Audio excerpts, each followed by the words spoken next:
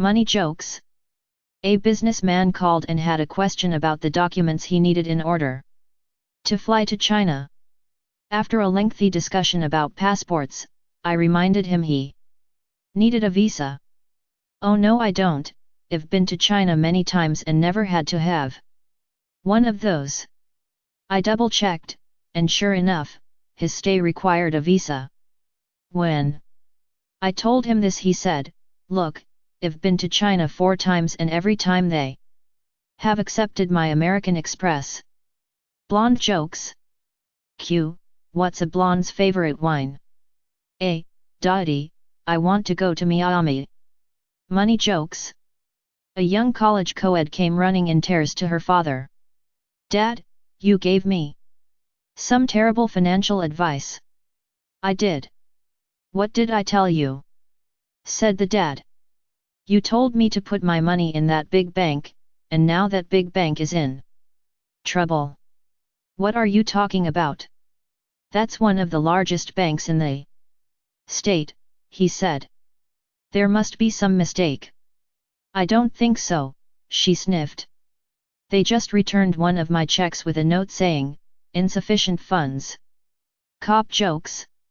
But my elderly aunt was considered a highly respectable spinster. The society matron protested. "Can't you find some way to cover up the shocking fact that she died in bed while being simultaneously serviced by 2 paid studs?" "You just leave it to me, Mrs. Van Horn," soothed the police officer.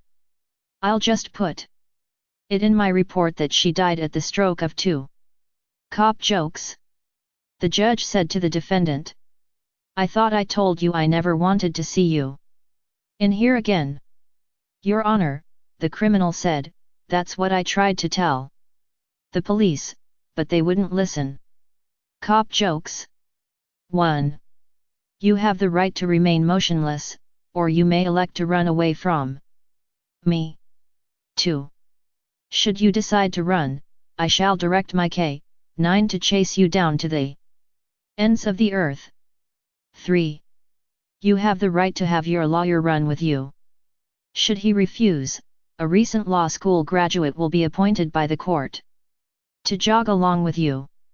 4. If while running, you suddenly decide to end the race, beware that my K-9 may or may not understand your intentions, and may continue his pursuit of you in full stride. 5. You may stop running at any time, at your own risk. 6. Good luck. On your mark, get set, go. Cop jokes. The cop got out of his car and the kid, that was stopped for speeding, rolled down his window. "I've been waiting for you all day," the cop said. The guy replied, "Yeah, well, I got here as fast as I could." When the cop finally stopped laughing, he sent the kid on his way without a ticket. Blonde jokes. Q. What does a blonde say when you ask her if her blinker is on? A. It's on. It's off. It's on. It's off. It's on. It's off. Cop jokes.